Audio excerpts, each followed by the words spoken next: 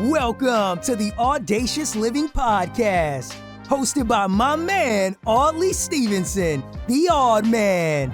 He'll unpack wisdom and insights from a cross-section of top quality performers in business, media, sports, entertainment, and lifestyle to uncover key elements to help you live your best audacious life ever.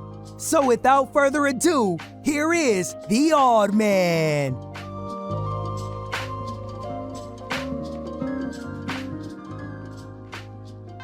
Greetings and salutations. Welcome to another edition of the Audacious Living Podcast. My name is Audley Stevenson, and it's a pleasure to be here with you where we continue our goal of helping you live your best audacious life ever. Now, our social media channels is one of the great ways you can stay connected to us. We're on Facebook, Twitter, and Instagram, and I encourage you to like, follow, and share, and keep up to speed on all things happening in the world of the podcast. Now, the focus of today's episode, really excited about today's episode because we're going to be focusing on the power of recognition. And I'm super excited to offer up a conversation that I had with a very brilliant Sarah McVanel. She, of course, is a chief recognition officer, and Sarah's done a phenomenal job of carving out a very important niche. And I say it's important because recognition is one of the most powerful tools for building meaningful connections to one another. You know, think of it this way. When we take the time to recognize others, we're sending a clear and strong message. We're saying that your unique contributions are noticed, valued, and appreciated. You know, we've learned a lot as a result of the COVID-19 pandemic this last year or so. And I think, you know, one of the big takeaways has been certainly around recognizing others. And again, that power of recognition is so important. Certainly recognize the importance of good health, the relationships in our lives, whether they be your family and friends. And then, of course, so many, frontline workers, teachers, grocery store attendants who've been working tirelessly to keep things moving. Without these individuals, I don't know exactly where we would be, but certainly I think things would be very, very different. The point to all this is that recognition does matter. It serves a purpose. It plays a critical role. It's extremely, extremely important. That's just one of the many great learnings that can be taken from our conversation. And I'm sure all of you will appreciate some of the things that Sarah has to say. So without further ado, I'm going to stop talking now and give you a chance to hear from Sarah McVanel. Enjoy.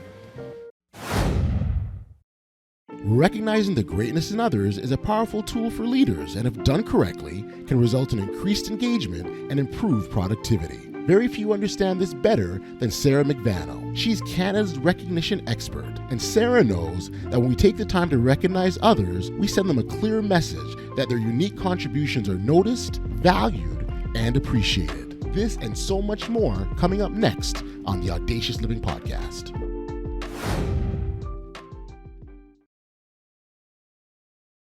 First off, I want to say, Sarah, thank you for being here. Really appreciate you spending some time with us on the Audacious Living Podcast.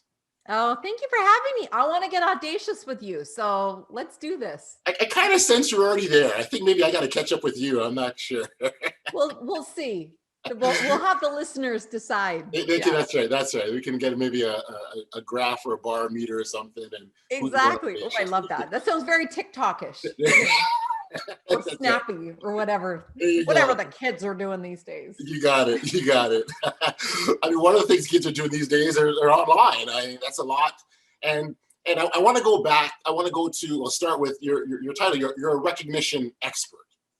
I am. Thank you for recognizing that. Well, that was a learning for me. I didn't know there were those individuals existed. They don't. Okay. They don't. And that's maybe one of the reasons only. So I didn't miss anything. You didn't miss anything. There was no memo that got lost. It's not in your spam mail. Don't worry. No. And honestly, why do we need a recognition expert? Because only 30% of people at work actually want to be there. So if that's not the biggest crime, I don't know. So yeah, experts exist because people aren't being recognized enough, and we have to find ways to make sure that they feel appreciated, so they want to come to work, come to school, be in their relationships, so forth. So I'm only too happy to help them. And how do you know that's the difference maker, Sarah? Like, that's the answer.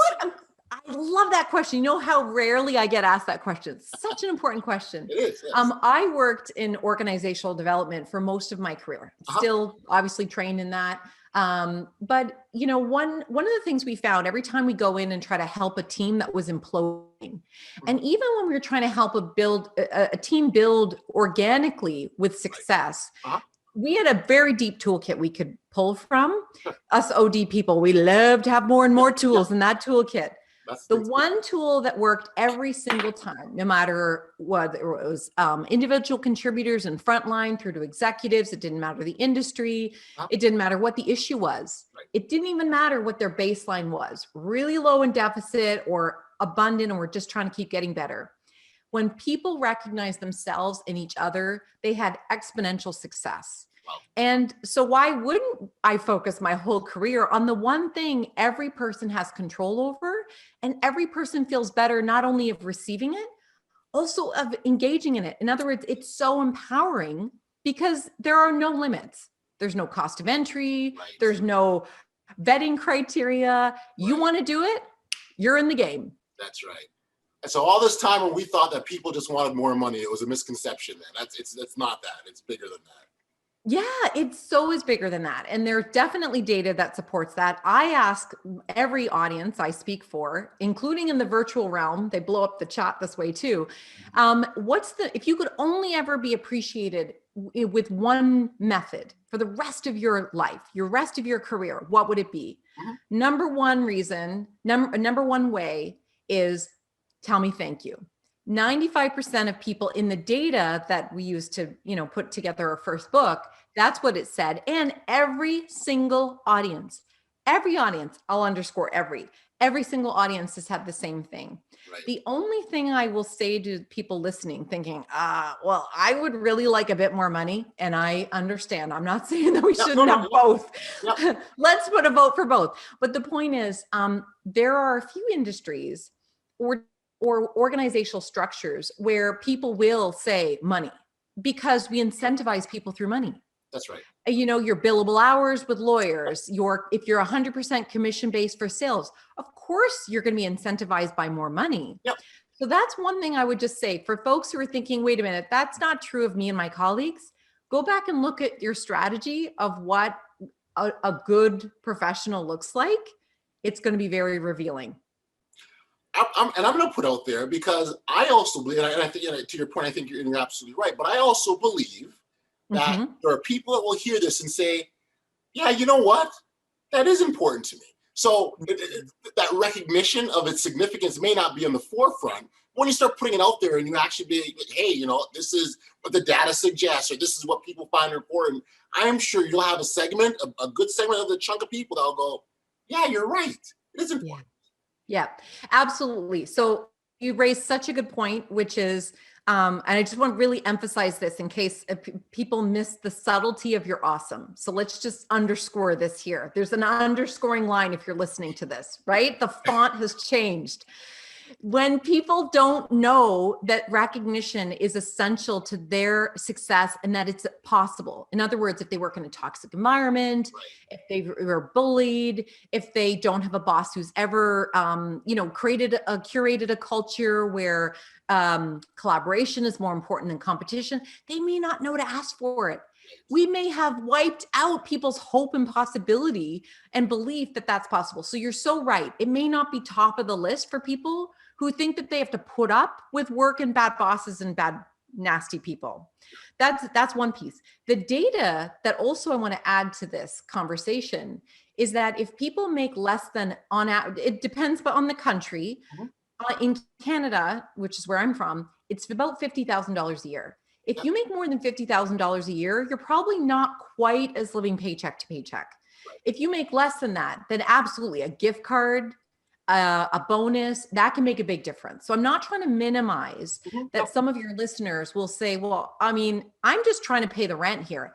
Absolutely. You deserve to get some extra props there. And similarly, people who, if you think about it, it's the, there's a psychological term, insert it here, cannot remember it in this moment, but there's a concept that there is an exponential value once you reach a certain amount.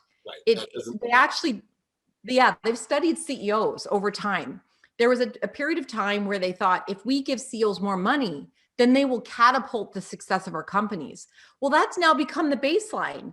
The individual contributor level and the CEO has now increased more. The gap has increased more over the last 20 years than any other time in history. Are the returns that much greater? No. But that's now what you have to pay to get the best CEO.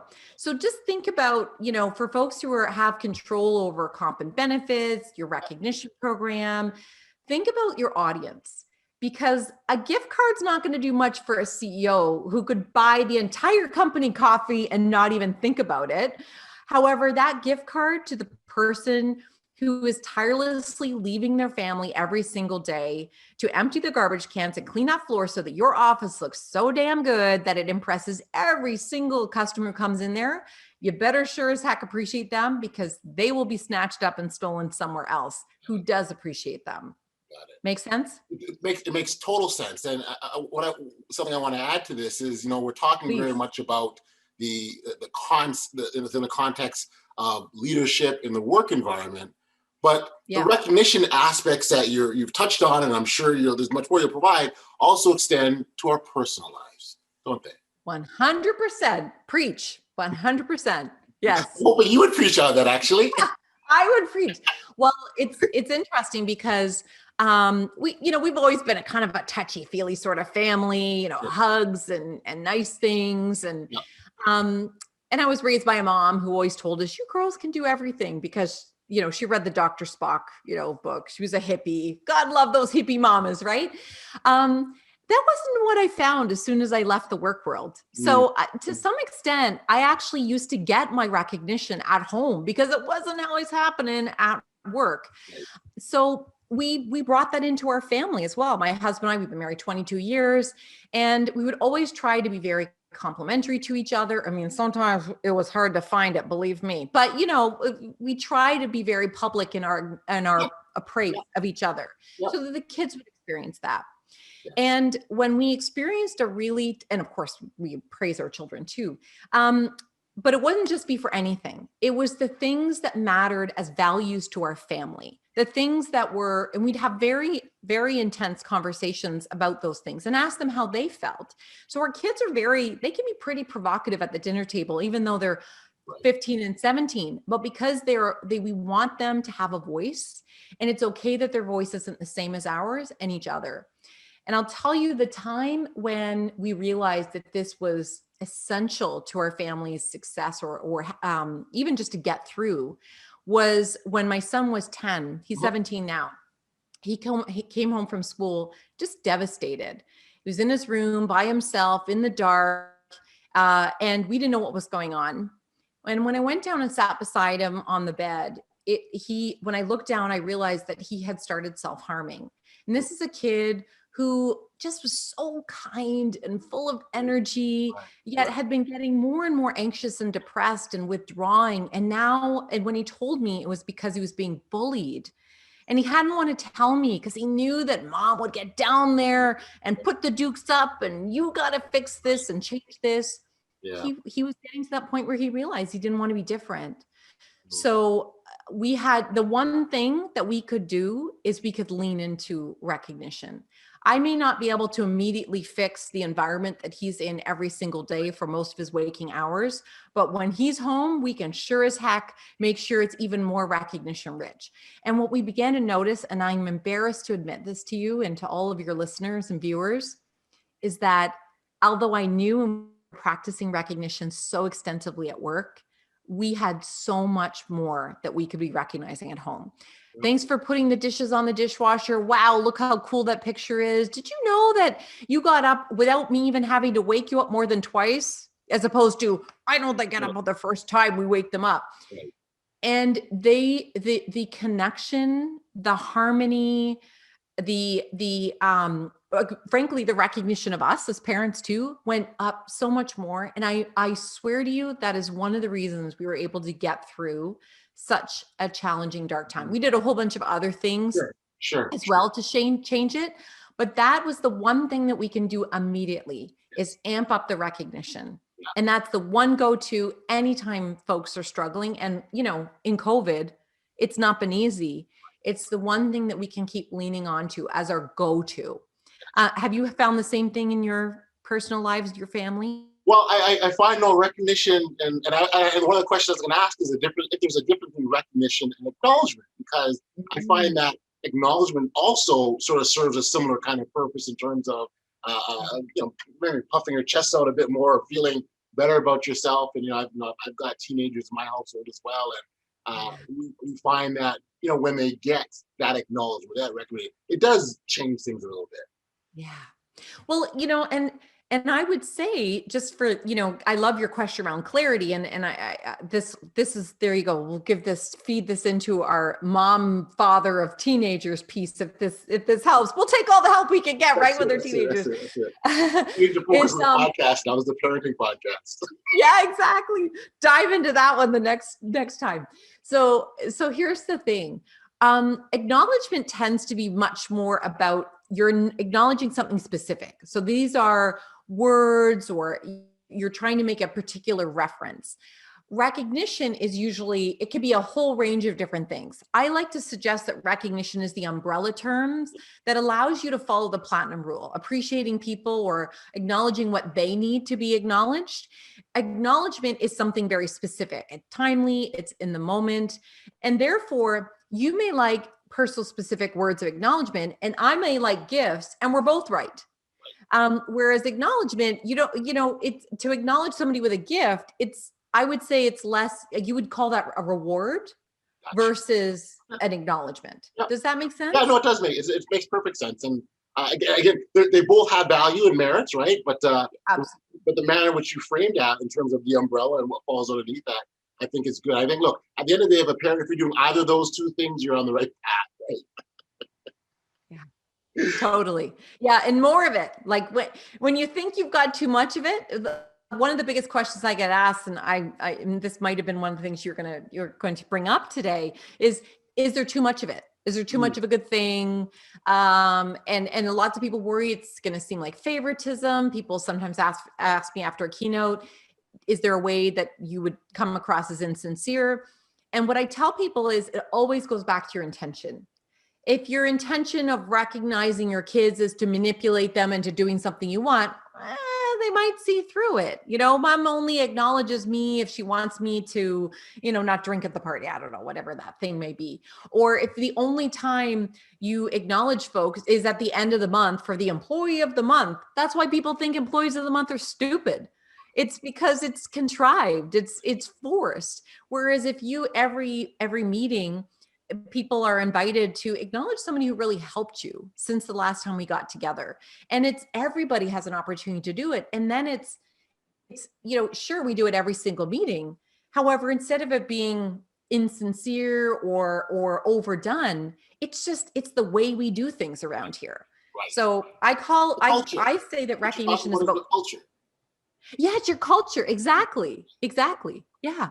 If you build that into the culture, then I think that addresses this is insincere kind of thing, or this isn't real, this is made up, but this is just how we as an organization or as a household, as a family, this is how we do it.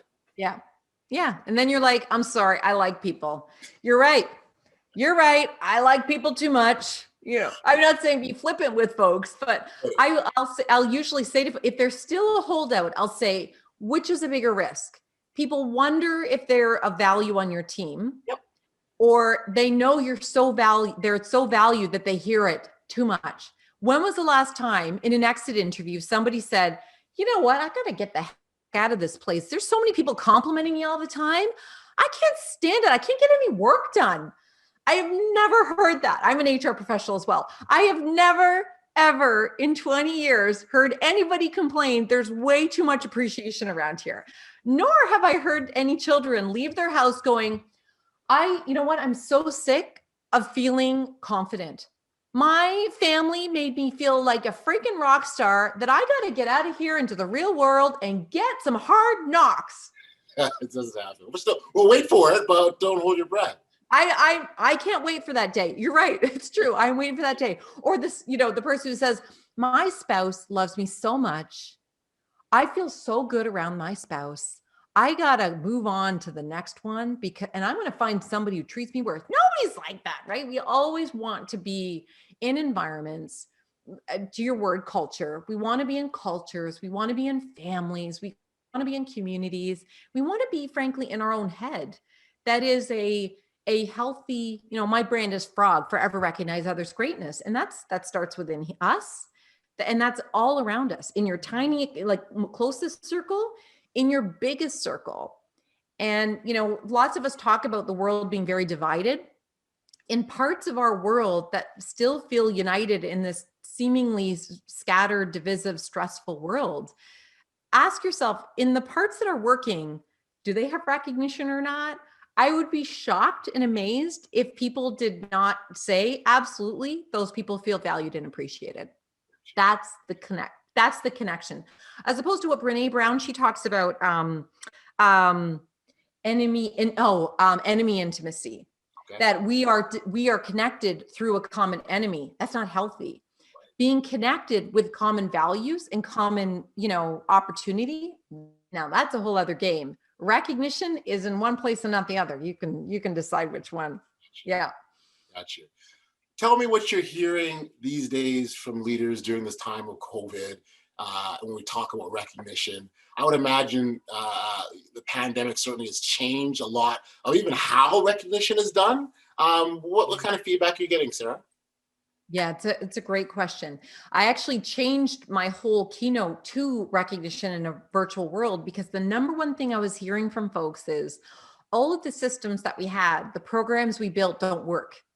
They don't work. They required on us being in the same room, being in the same retreat, being face to face. And so I had to help people realize that the archetype, the structure, the architecture, I should say, of really strong recognition and your culture of recognition, it defies gravity. I don't know. I wanted to say gravity. It defies the digital divide. Right. It is you don't have to physically be in the same room for people to know that you appreciate them. Right. So what I've been teaching people over the last 6 months is how do you take your rituals that work so well as events and or as face-to-face and move it into this really flexible world of remote work that's going nowhere, as you and I both know. And how do you do more of what's always worked? A thank you, personal specific words of acknowledgement, and a thank you card. Those are the top 3 ways people want to be appreciated. There is no reason we can't be doing that. I mean, I use an app called Send Out Cards where I can send a thank you card to anyone around the world within 5 days. I did that before COVID. I can still do that now.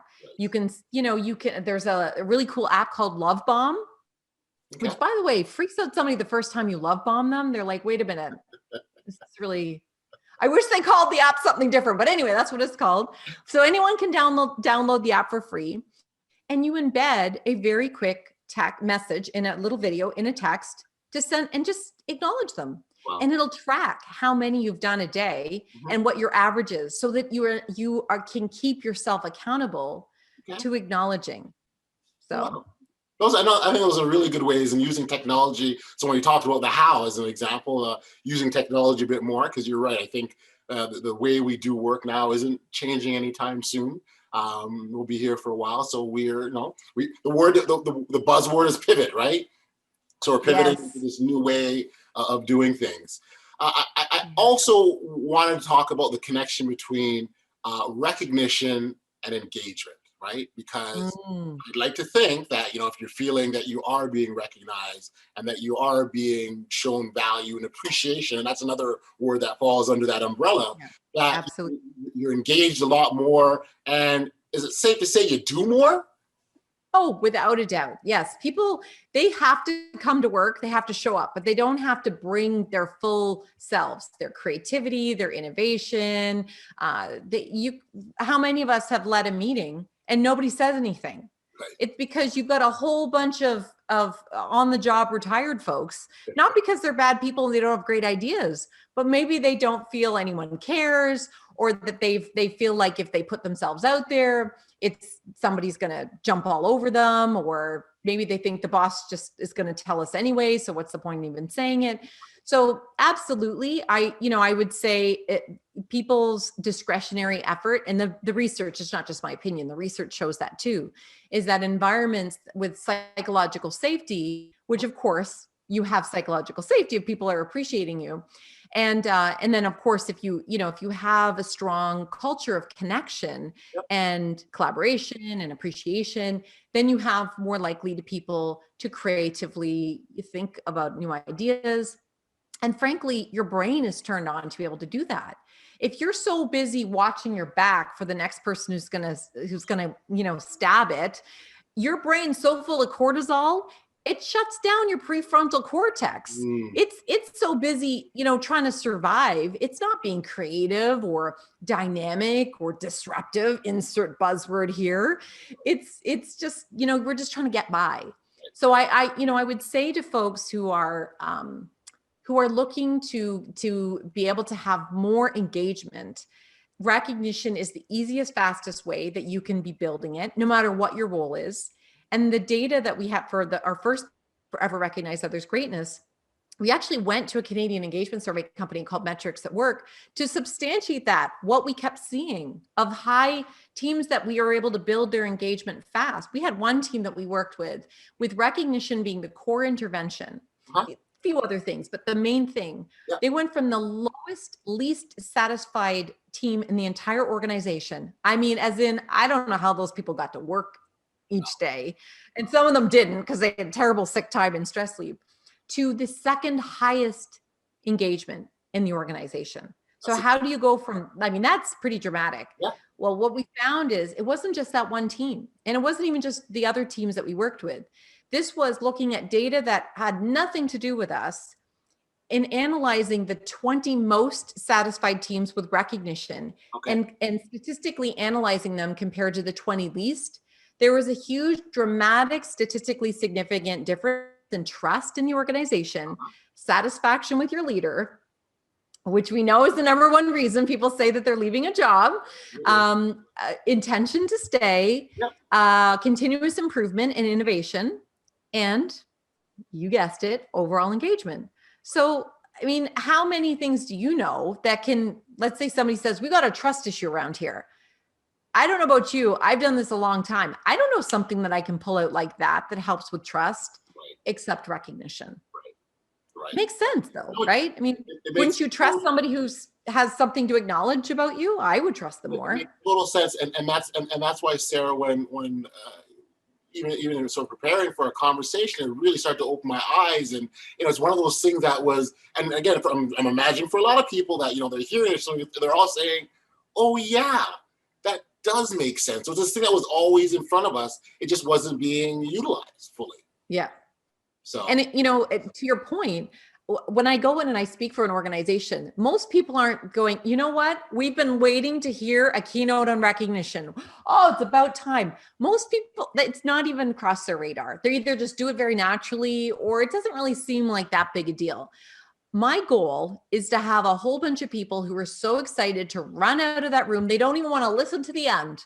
They want to race out the door and just write a thank you or text somebody acknowledgement. In fact, I'll jokingly say to the people who are already on their phone, I'm like, I know you're not checking email. I know you're sending that love note to your spouse, and you're acknowledging your best contributor, aren't you? Aren't you? And of course, they could be texting their spouse, who knows, or playing Tetris. But I like to positively hypothesize that what they're doing. In all seriousness, though, we see this huge spike in companies that choose to study it before and after. 1 hour of talking about the exponential power of recognition can lead to a dramatic increase in people doing it. Why? Because they realize how much hope they can feel about their job. We all want to be liked. We all want to do a good job, and we don't always know how to do that in this busy, distracted world that we're trying to work and parent in. What do? Everything seems to be like the flavor of the month. If you just do this, if you just do that. I think this is a time where we go back to basics. That's right. What if we know how to do that works to reduce our stress, to make us feel more connected, to make us happier, and we've known how to do it all our life? It's things like recognition, be in nature, spend time doing things that you enjoy. This stuff doesn't have to be complicated. We just think things, if they're complicated, they're more grown up, or, we need that as professionals, or if we didn't read it in a book, it's not good parenting. Well, what if you had all the answers in you already? What if the rest were just icing on the cake, but the cake is already good enough? Just do more. Fair question. I love it. I love carb references. Carbs have gotten me through. I love it. I want to talk about Rockstar and your book, Magnify Your Greatness. So thank you for my copy, and thank you for the nice little note in there as well. I really appreciate that. It made me smile.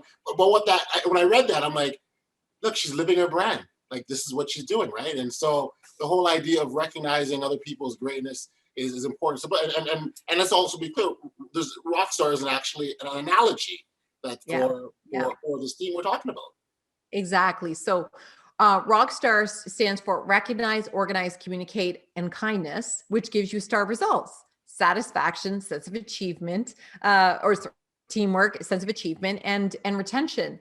So it's the data that we've substantiated over time. And here's why Rockstar came to be.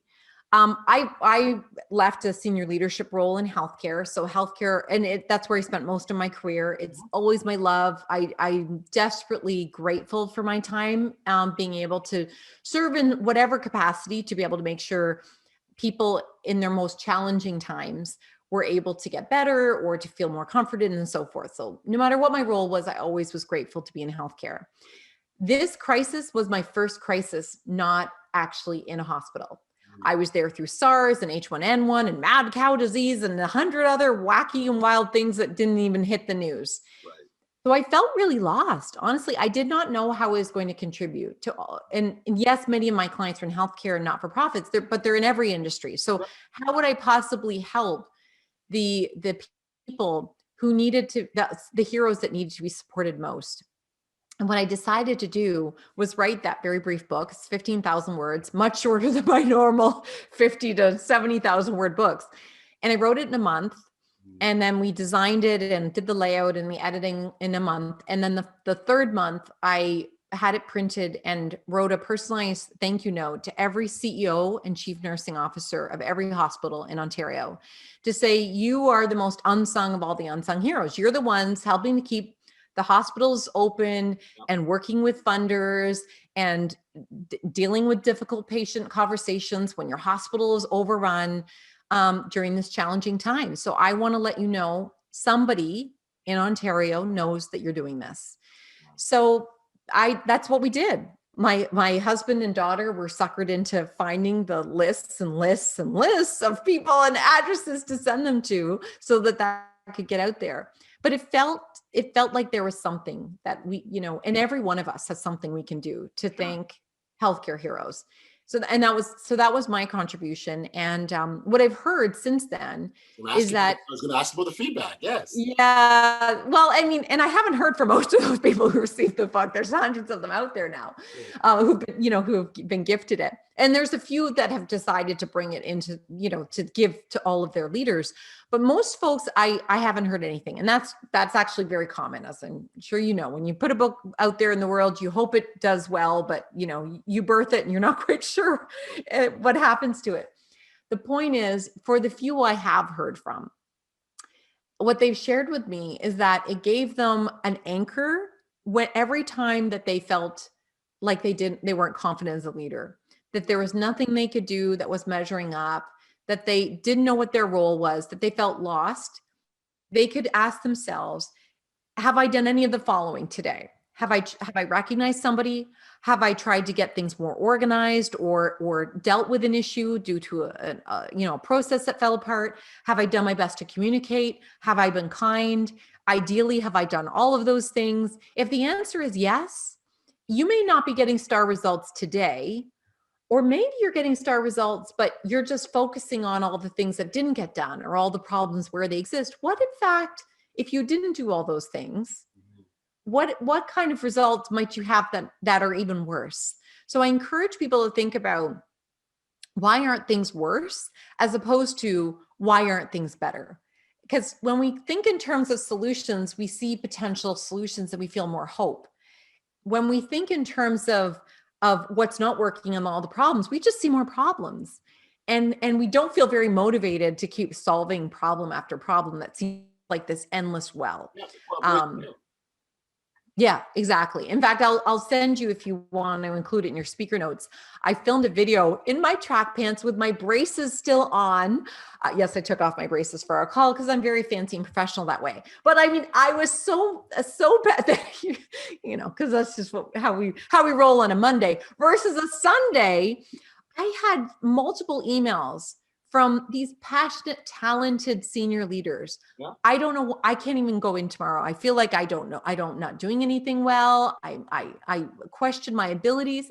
My heart went out to them. Yeah. So I gave my daughter my iPhone and I said, film this. And I got out my flip chart because, don't all of us have a flip chart in our closet. That's right. I do. You can take the facilitator out of, the girl out of the facilitation room, but not the facilitation room out of the girl. I'm not sure. I'm sure there was an expression in there somewhere. Mm-hmm. But I pulled out a flip chart and I grabbed a marker and I just started talking into the camera.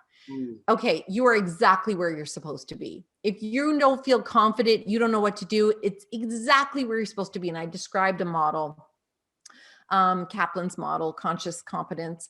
And what I have heard from the people when that went out, the very first day it went out, is people saying, this is the first time I've given myself permission to not have all the answers. Right. I did not even realize how much I expected that I would be the strong one throughout this whole thing. And I just assumed that I would figure it out because I'm used to being very competent. But as a few folks have mentioned, it's kind of like being a parent for the first time. You have this huge responsibility, right, and yet you don't know how to manage. You don't know how to deal with this responsibility. And yet the stakes are so high. And that's what leaders are struggling with right now. When we're recording this podcast, they know what a huge, tremendous responsibility. They don't know when the end of the finish line is. They know that it's going to be there at some point. Who knows what's going to be on the other side of that tape when they finally cross it. However, they're feeling like they should know. Right. And as you and I both know, part of being audacious is being able to say, I don't have any clue what's going on. Isn't that more audacious than saying, I mean, all sorts of words, bold, courageous, spontaneity are all things that kind of fall into that. And I think, again, and there's so much, I think leaders put a lot of pressure on themselves, and that's kind of what you were hearing in terms of, I don't have the answers, and with the expectation that they should. And it's okay not to know. There's nothing wrong with that. It's not only okay, it's expected. How would you know how to manage through COVID? Right. It's never happened before, unless you are like 120 years old and you were a manager in the last global pandemic, which I'm pretty sure that none of my subscribers are 120, but how would you know? It's just like, how would you know what the weather's going to be like on July the 16th? You don't know. You can take a really good guess. You could try to be as prepared, get out your summer wardrobe and have maybe an umbrella if you think it might rain or whatever. You can make your best guess, but you can't have it all figured out. So if something is as benign as the weather, you can't have it all figured out. What makes you think that you could have culture and safety and people in the leadership? And yet we do. We expect that. I want to, I want to make sure, I don't want to leave this conversation and not touch on the fact of your usage of the word greatness. Where I think the power in using that. So we're not just saying we're recognizing others, we're recognizing the greatness in others. It's so powerful on so many levels. And I think what it really does, it feeds into recognition in a profound way. Because now I'm not only what I've done is be acknowledged, what I've done is my greatness is now being acknowledged, which is whole different than just the act itself. I even saw that in your body language. Yeah. You know, did you notice that your whole body language changed as soon as you, and I'm sure people who are listening, you heard the intonation change as well. 100%. So I love what you just shared there. It's kind of twofold. Number one is it's very empowering. If we believe that greatness is everywhere and in all of us, then we stop doing this whole high potential or putting people up on a pedestal that is easy to fall off of. Our minds, our view of them, they can fall off the pedestal. Other people can feel like they fall off their own pedestal. That's exactly what we were just talking about with the leaders, right? Is they expected to have all the answers. That's a high pedestal. It's easy to fall off. Sure. So that's, greatness is in all of us, and therefore it's accessible to all of us. The other piece is, if I believe that, and it's within me, it's within you, it's all within all of us, then that means that I get to be curious for where is it hiding? So, greatness is the extraordinary that we miss usually in our ordinary lives, but because it can be the ordinary things, and it doesn't have to be these pedestal people and pedestal moments, I can notice these little tiny glimmers of greatness. You're one of the most engaged, you nod your head so much, you're like right in there. I do a lot of podcasts with really smart, great people, but you're 100% in this conversation. Absolutely. I notice those little extraordinary moments that are telling me there's nothing you'd rather be doing in this moment than recording a podcast with me for your amazing listeners. I absolutely can feel that. And it's these infinitesimal nuances that I'm experiencing from you that I can tell that you are 100% here. Your greatness is showing up in its vivid technicolor. And you may be thinking, this is just how I roll. I see it. Your greatness it's leaking out of you. I'm just saying it's very, very obvious. Thank you. Yeah. Well, it's funny. And I want to do better. I want to do better. I think that's what it does, right? That's what it does. It brings out the best out of one another. And the other part, and I'm glad you sort of touched on that, the whole idea of just doing what I do, right? When people are doing what's normal, routine, even mundane to them, right? They take for granted that greatness because it has been pointed out. And I think when we can do that through the recognition process, then we're on the right track. Absolutely. Well, because that's become people's now their baseline of what good work is. And it, that can create some challenges. One is we can't all have A game days, and yet we often expect, Brene Brown had to re-release The Gifts of Imperfection 10 years later because we're still struggling with it. If it's not like the gifts of now lower expectations, we still have this ridiculously high bar for ourselves, and we don't let ourselves off the hook. So, that's part of it is it allows us to be more human. And the more human we are, the more likely we are to ask for help, offer help, be very realistic, very real with each other. And this is one of the greatest gifts we can give people is to need them. Everybody needs to be needed. If I seem like I have all the answers, that I've reached my pinnacle of greatness, and I mean, besides the fact that that's not the case, it's not possible. How would anybody ever believe that they have anything to offer me? That's a very, very lonely place to be. CEOs will tell you, and executives, I'm sure you've heard this and maybe even experienced this in your life. The higher you go, the lonelier it feels. So we need to unlonely it by being very open about ourselves, about what we're struggling with, about what we need, what we don't know. One of the things I found in my last senior leadership role is whenever we didn't understand something at senior team on Tuesday, on Friday, either for part of the day or sometimes the whole day, if the issue is really, really a tough thing to deal with, I'd go and I'd spend the time wearing whatever the people wore who knows how to solve the problem. So it was a physiotherapist or an environmental services aide or a nurse or a doctor.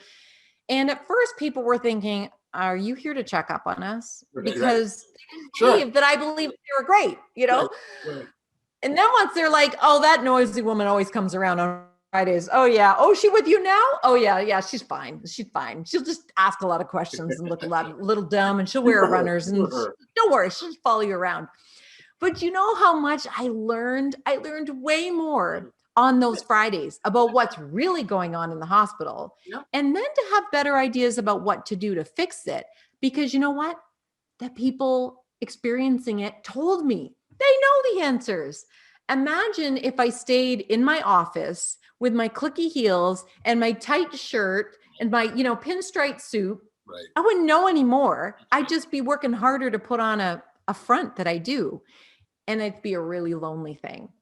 And to this day, 6 years later, I'm still connected with lots of those frontline individual contributors. And there's nothing that I feel more honored by is people that I've worked with, whether it be peers or a staff member in the organization. If they remember me, that to me is recognition, because that tells me we connected somehow. And you don't have to say anything to me. If you just say, hey, I remember you, I'm like, good. I remember you too. So that's just human connection. And that's the best way to unlonely yourself, is to ask for help. Amazing. Sarah, I can't say enough how much fun I've had chatting with you. And I have too. but before we go, last thing I want to ask about is so we got people who are listening or watching, and they're in tune and they're inspired, and they go, okay, I want to create a culture of recognition. Where do I start? What do I do? What does that even look like? Yeah. Well, I'll give you a link to put in the show notes that people can access all kinds of resources on my website. For example, that the data I was talking about, I've got an infographic, people could download it, talk about it at a team meeting. I have a recognition checklist where people can distribute that to their peers or their staff, have them tell you how they want to be appreciated, start recognizing people the way they want to be recognized. So there's all kinds of goodies on there. And that's so that we can just exponentially spread recognition, make it super accessible. And of course, if people are really serious, like we want to do this here, okay, it is go time. Either the stakes are high enough that we can't put it off any longer, or maybe it's like an awakening. You know what? I think that that's what we need right now. They could just reach out to me, contact me. I'm on every form of social media, as well as, of course, the contact me forum, even on TikTok, much to my teenagers' total and complete embarrassment. I'm even there now. So, folks can just reach out to me, send me a message, and just be like, okay, it's go time. Let's talk about this. And I'm happy to support anyone who is looking to leverage recognition in whatever aspect of their life that matters most to them and needs it most. And I think now, and we touched on early in terms of where we are in this new world of work, if you will, I think, if you're looking to get started, I would say now is the ideal time, because what we're doing before isn't necessarily going to work now. Yeah, absolutely. And when everything is thrown, all the pickup sticks have been thrown up in the air. Maybe that was a British game. I don't know. My mother's British, it's all been thrown up in the air. Like, don't you want to have a say in how it lands? Don't you want it to land in a configuration of greater harmony and collaboration and support? And what if you don't have to wait until it all lands? What if you can be creating that while it's still in the air? And that's what I'm finding with some organizations who are getting really serious about this, is they are taking what works and they're building on it, or they're making some adjustments, and they're not waiting. I've got some companies that have just moved their in-person long service awards or their annual, end of year, beginning of year online. And you know what they're finding? Because they have to get creative, whether it be adding a keynote and they didn't before, or adding fun games like a Kahoot or some kind of weird quizzes, and people are more engaged. They're enjoying these more. So why not? Whether it's an event or it's an entire program, you're absolutely right. Now is the time. when people are willing to do things differently. And also now's the time when people are struggling the most. They will be most grateful to you. Oh, you listened to me. You heard. You hear that we're stressed. You see that we're struggling. You realize we're burnt out. You want us to do well. Okay. Yes. How can I get involved? How can I help? This is the time when you got people primed and ready. Yep. And although we haven't specifically touched on this, we've sort of alluded to it, but we talk about recognition, that connection to engagement, and that connection from engagement to productivity. So it's good for the workforce, absolutely, right across the board. And if anyone doubts that, think about your best boss you've ever worked for. And now think about the person that you would never work for again, even if they doubled your salary. Right. Let me ask you this now. Which one appreciated you? And that is your if you don't believe what you just said, which is so true, that it results in productivity, which boss would you work so much harder for?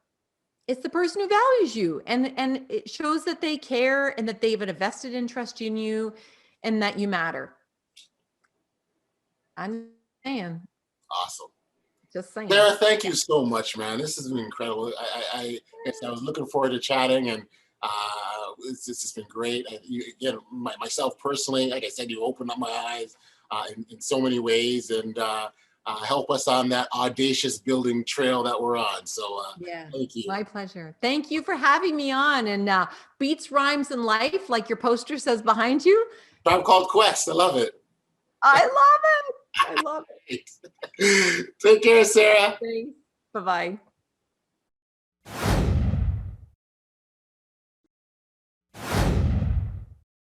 Back we are here on the podcast. Special thanks to Sarah for stopping by and leaving us with so many incredible insights and nuggets of knowledge. So I thank you so much for that. I would encourage you, listeners and viewers, to visit her website at Greatness Magnified. And Sarah kindly offers up a ton of free resources and a lot of cool stuff for anyone looking to dive in deeper into that realm of appreciation and recognition. Listen, if you haven't done so already, you can register for email notifications of the podcast. You can do so by heading over to my website, bestaudaciouslife.com, enter your email, and you'll be alerted every single time new content becomes available. I really appreciate our listeners, and I want to take this opportunity to say thank you for your ongoing support of the Audacious Living podcast. We've reached the end of an episode. So until next time, stay safe, be kind, show love to one another, and be audacious.